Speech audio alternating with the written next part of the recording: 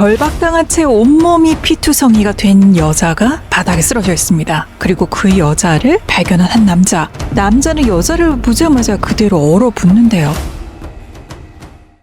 가까스로 눈을 뜬 여자. 하지만 그녀는 자신의 이름도 가족도 여기 왜 있는지도 기억하지 못합니다. 기억 상실입니다. CCTV도 없는 곳에서 발견이 됐고 지문까지 훼손이 돼서 신원 조회조차 되지 않습니다. 그런데 다행히 일주일 만에 나타난 보호자. 문을 열고 들어오는데 늘어난 트레이닝복에 깎지 않은 수염 그리고 부스스한 머리 헝그리 복서 한 명이 병실에 서 있었습니다. 그리고 그 남자 장태하가 말합니다. 나 누군지 몰라? 장태하, 네 남자친구. 장태하가 말하는 그 여자의 이름은 고은세입니다. 나이는 33, 보육원에서 자라서 가족은 없고 서울에서 살다가 2달 전에 구신으로 내려왔다고 합니다. 한 달 전부터는 태아 할머니가 운영하는 엿 공방에서 엿을 다리는 알바를 했다고 하죠. 태아와는 2년째 연애 중이고 동거까지 했고 결혼을 앞둔 사이라고 얘기합니다. 하지만 믿을 수가 없죠. 태아가 내민 증거라고는 고작 폴라로이드 사진 한 장뿐이었거든요. 하지만 태아는 그녀의 몸의 그 아주 은밀한 비밀까지 알고 있었어요. 이걸 보면 또 완전히 남이라고 하기도 어렵죠. 미칠 노릇입니다. 은세는 울며 겨자 먹기 식으로 태아와 함께 엿으로 유명한 마을 구진으로 향합니다. 집으로 돌아와서도 마찬가지예요. 태아와 함께 살았다는 집인데 전혀 내 집 같지가 않아요. 은세는 태아에게 묻습니다. 우린 어떻게 만난 건데요? 태아는 아주 태연하게 말합니다. 산속에서 길을 헤매던 은세가 맹꽁이를 보고 무서워할 때 그때 짠 하고 태아가 나타나서 맹꽁이를 잡아준 그 모습에 반해서 은세가 안 만나주면 죽겠다고 짐까지 싸들고 태아의 집으로 쳐들어왔다고 말하죠. 은세 입장에서는 환장할 이야기죠. 내가 저렇게 이상하게 생긴 남자를 도대체 믿을 수가 없습니다. 태아는 은세를 뒤로한 채 복싱 체육관으로 향합니다. 그리고 홍관장과 이야기를 나누는데 대화 내용이 조금 이상해요. 잘 데리고 옮겨? 네, 그런데 못 믿는 눈치예요. 은세의 예상대로 장태하는 거짓말을 하고 있었어요. 이 거짓말의 시작은 3주 전으로 거슬러 올라갑니다. 3주 전 고급 차량을 타고 법원으로 향하던 여자. 그녀의 이름은 고지원. 서울중앙지검 반부패수사부 검사입니다. 고지원은 능력을 인정받은 검사였고 당시 주 시장과 미래에덴컴퍼니 백상길 회장의 택지 개발 비리를 조사하고 있었습니다. 그리고 그녀에게는 남자친구도 있었어요. 주 시장의 보좌관 곽치연. 고지원 검사는 치연에게 정보를 얻어서 주 시장과 백상길의 거래 현장을 직접 지켜봅니다. 시계에 작은 카메라가 달려 있었고 그 카메라는 모든 장면을 녹화하고 있었어요. 주 시장과 백 회장이 돌아간 후 이제 증거를 가지고 그들을 처단하는 일만 남았죠. 하지만 자리를 떠난 줄 알았던 백상길이 조용히 나타나 고지원을 협박합니다. 그녀는 물러서지 않고 일단 도망을 쳐요.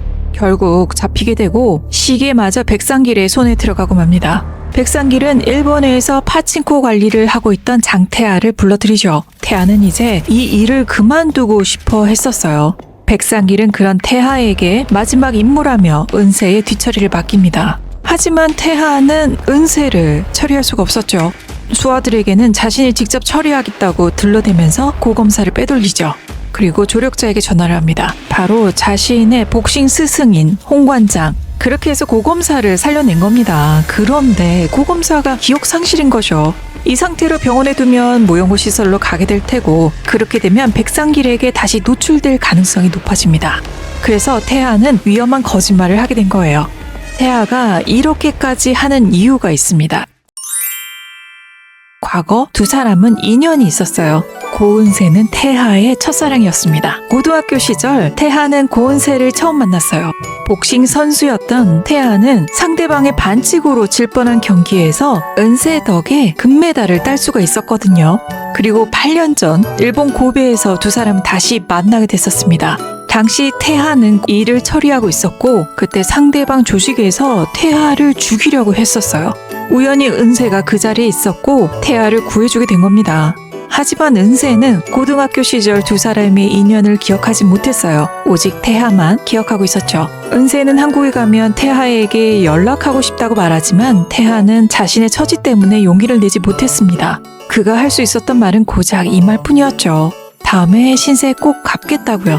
그리고 지금 태아는 그 말을 지키고 있는 중입니다. 반면 고지원의 진짜 남자친구였던 곽치연은 그녀가 사라진 뒤 불안해합니다. 곽치연은 처음부터 백 회장과 주 시장의 사람이었어요. 고지원에게 접근한 이유도 그녀에게서 수사 정보를 캐내기 위해서였습니다. 그는 고지원이 했던 말을 떠올립니다.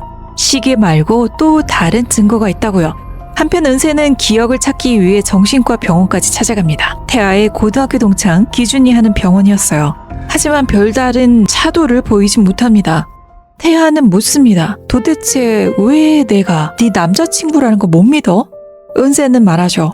다 이상하지만 특히 당신이 나를 보는 눈빛이 차갑다고요. 이게 은세가 태아를 믿지 못하는 결정적인 이유입니다. 태아는 처음으로 자신의 진심을 고백합니다. 처음부터 좋았다. 용기를 내지 못했고 그때 물러선 걸 계속 후회했다고요. 그리고 널 다치게 한 사람들을 모두 죽이고 싶을 만큼 괴롭다고요. 살면서 좋아해본 여자가 너 하나라. 내가 방법을 몰라. 은세의 마음은 조금씩 흔들립니다. 그러던 중 은세는 SNS에서 맛집을 검색하다가 우연히 자신과 친구가 함께 찍힌 사진을 발견하게 됩니다. 그 사진 속의 이름은 고은세가 아니라 고지원. 은세는 곧장 태아에게 따지러 체육관으로 향하죠. 문 앞에서 듣게 되는 장태하의 진짜 정체. 국가대표 복싱 선수였던 조폭. 은세는 충격에 빠집니다. 태하는 과거 그녀가 일본에서 자신에게 해줬던 말을 해줍니다.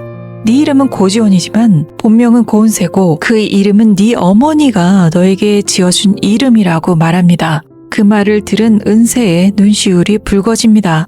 은세는 효진과 다이렉트 메시지를 주고받은 후 만날 약속을 잡아요. 효진은 은세가 친구라는 증거로 함께 찍은 사진들과 은세가 보낸 편지들을 들고 나타납니다. 그 편지 속에서는 고지원이 아닌 고은세라는 이름이 적혀 있었습니다. 은세는 태아가 자신을 속였다며 이것저것 효진에게 털어놓지만 효진의 반응은 냉담할 뿐입니다. 효진은 사실을 말해주기보다 그 사람의 말이 다 맞다며 싸늘하게 대답하죠. 효진은 왜 거짓말을 하는 걸까요? 효진은 과거 이야기를 해줍니다. 은세와 자신은 아르바이트를 하며 만나게 된 친구였지만 검사가 된 후 자신을 은근히 무시하는, 아니 대놓고 무시하는 은세가 미웠던 거죠. 악의 없는 말이었지만 효진은 상당한 상처를 받은 상태였습니다. 은세는 그 말을 듣고 무너지죠. 나 정말 최악이었구나. 은세는 홍 관장에게서 태아의 과거 이야기를 듣게 되죠. 복싱을 배운 지 6개월 만에 시대회, 도대회, 전국체전을 싹 쓸어버린 복싱 천재. 하지만 그를 키워준 할머니의 병원비 때문에 백 회장의 제안에 수락해서 조폭 생활을 했던 거죠. 더 마음이 아팠던 건 그 할머니가 친할머니도 아니라는 거예요. 떠돌이 생활을 하던 태아의 엄마가 갓난장이 태아를 데리고 할머니 집에 머물렀고 얼마 지나지 않아 병에 걸려 세상을 떠났습니다. 하지만 할머니는 피 한 방울 섞이지 않은 태아를 자기 손자처럼 키웠죠. 그리고 홍 관장은 태아를 아들처럼 돌봐줬습니다. 그렇게 14년, 은세는 태아가 안타까워집니다. 하지만 이 평온은 오래가지 않습니다. 은세가 효진을 만나러 서울에 갔던 날, 백상길의 소아들이 이미 그녀를 알아봤어요. 백상길은 고검사가 살아있다는 사실을 알게 됩니다. 그리고 은세의 기억도 조금씩 돌아오는데 그때 곽치연의 존재에 대해서 떠올리게 돼요. 은세는 기준의 도움을 받아 태아 몰래 치연을 만나러 가려고 합니다. 하지만 은세는 곧장 돌아오고 맙니다. 할머니 때문에 같이 동행해주지 못하는 것에 대한 미안함으로 이것저것 챙겨줬던 태아. 태아가 챙겨줬던 물건들 보며 마음이 아파오죠. 자신의 결핍을 조용히 채워주려는 그의 마음이 느껴졌습니다. 그리고 비가 내렸어요. 태아가 예전에 했던 말이 떠오른 거죠. 힘든 날 비를 맞았고 그 비를 막아줄 천막 하나 없다는 게 슬펐다는 말. 은세는 그래서 돌아온 겁니다. 백상길은 은세 앞에 일부러 나타납니다. 하지만 은세는 그를 기억하지 못하죠. 백상길은 다시 태아를 찾아갑니다. 백상길을 보며 놀라는 태아. 그는 바로 무릎을 꿇으며 신세를 졌던 사람입니다. 기억이 없습니다. 고검사를 살려주십시오. 하지만 백상길은 잔인했어요. 태아의 과거 수하들을 고문하는 모습을 보여줍니다. 괴로워하는 태아. 그런데 이상하게도 고검사를 차단했지만 바로 죽이지 않았어요. 아니, 죽일 수가 없죠. 또 다른 증거를 은세가 가지고 있기 때문이었습니다. 태하는 은세를 빨리 일본으로 보내야겠다고 계획을 앞당깁니다. 아무것도 모르는 은세는 태하를 따라 나서죠. 하지만 그 길을 백상길의 무리들이 가로막습니다. 태하는 은세가 무사히 배에 오를 때까지 백상길의 패거리들을 온몸으로 막아내죠. 태하는 부서진 몸으로 은세가 탄 배를 바라보며 미소 짓습니다. 끝났다고 생각한 순간 백상길이 또 나타납니다. 그가 섬뜩하게 말하죠. 저 배 위에 우리 애들이 없을까? 그 순간 홍관장이 나타나고 백상길에게 소리를 칩니다. 사실 백상길 역시 홍관장의 제자였어요. 하지만 과거 백상길은 경기에서 부정을 저질렀고 홍관장은 그런 그를 버렸습니다. 백상길은 그 원한 때문에 홍관장이 아끼던 제자 태하를 일부러 조직으로 끌어들인 거였어요. 홍관장은 물러서지 않습니다. 차를 폭파시키며 곧 경찰이 올 거라고 경고를 하고 백상길의 사람들을 물러나게 만들죠. 한편 은세는 배 안에서 이 폭발 장면을 보게 됩니다. 그 순간 모든 기억이 돌아오기 시작해요. 은세는 결국 배에서 내려 태하가 무사한 것을 보고 곧장 서울로 향합니다. 은세는 이제 태하를 살리기로 하죠. 방법은 하나, 백상길을 잡는 것. 그렇다면 두 번째 증거를 찾아야 합니다. 그날 그녀는 시계뿐만 아니라 운동화에도 카메라를 달아놨어요. 그래서 그녀가 발견 당시 신고 있었던 운동화를 찾아야 합니다. 무사히 운동화를 확보한 은세.